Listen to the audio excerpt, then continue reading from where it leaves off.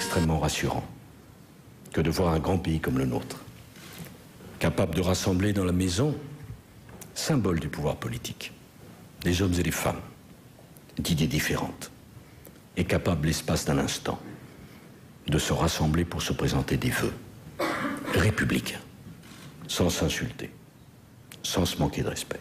Il y a des cellules ripostes à l'UMP et peut-être à l'Élysée, qui sont de véritables cabinets noirs, dans lesquels des mots d'ordre sont diffusés. Et puis ensuite, ils chassent en meute. François Hollande, par ses propositions, est un homme dangereux pour la France. Ça devient n'importe quoi. C'est n'importe quoi. Mais on ne sait pas où il est. Je crois d'ailleurs que c'est le problème de M. Hollande et de son équipe, c'est que lui-même ne sait plus où il est. Le combat sera rude. Je le sais. Je vois les systèmes que certains utilisent, les mots. J'en suis affublé de temps. Je combats cette maladie, cette sorte de scorpionite, cette autolyse qui consiste à nous envenimer. Si nous ratons ce rendez-vous de la responsabilité et du courage, les conséquences économiques et sociales pourraient être comparables à celles provoquées par une guerre. Quand M. Accoyer, président de l'Assemblée nationale, s'exprime ainsi, il fait honte à notre République. Moi, j'ai trouvé ça extrêmement choquant, inconvenant, à vrai dire. Malheureusement, pour l'intéresser, assez stupide. Il faut répondre, parce qu'on ne doit rien laisser passer. Rien laisser passer de ce qui est bas, de ce qui est vil, de ce qui est vulgaire. Eh bien, je vous recommande, et je me fais à chaque fois à moi-même le rappel de cette règle, de placer le débat au bon niveau, d'être exemplaire dans notre conduite. La TVA sociale, Sarkozy, c'est une TVA scandale. Je me dis qu'ils sont absurdes, qu'ils sont indécents et qu'ils sont indignes.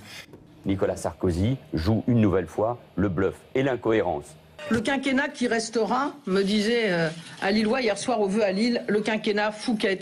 Les responsables du Parti socialiste, et encore voici quelques jours, M. François Hollande, appelaient, et ils ont raison, à ce que nous cessions les polémiques et que nous laissions place au débat d'idées.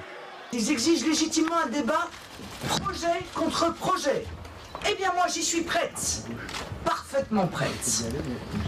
Ils sont les candidats du flou, je suis la candidate du projet. Que la France sorte de l'euro et retrouve le franc, et l'idée qu'on chasse ou fasse partir tous les immigrés, qu'on leur refuse en tout cas les soins de solidarité, cette idée-là serait une idée qui conduirait la France à la misère. Juste des injures, juste des invectives, juste des anathèmes. Bon, ennemi de la République, tout ça, mais tout ça c'est du vent. Je pense qu'elle peut monter jusqu'à 20 points aujourd'hui, que les conditions sont réunies pour un Front National. Oui, elle peut être au deuxième tour, Marine Le Pen. Qu'est-ce qui fait les grands mouvements politiques, les grandes marques politiques? C'est que de temps en temps, il en est un dont la dimension d'homme d'État le lui permet, qui bouscule les choses. L'affaire de la taxe Tobin est une absurdité. Pourquoi, monsieur Robert-Rue?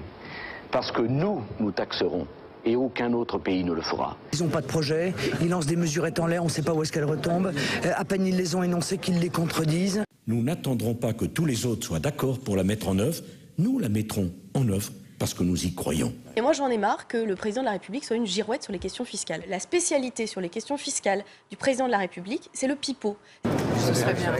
Et si on pouvait arriver à monter le niveau de ce débat, la République et la France y gagneraient.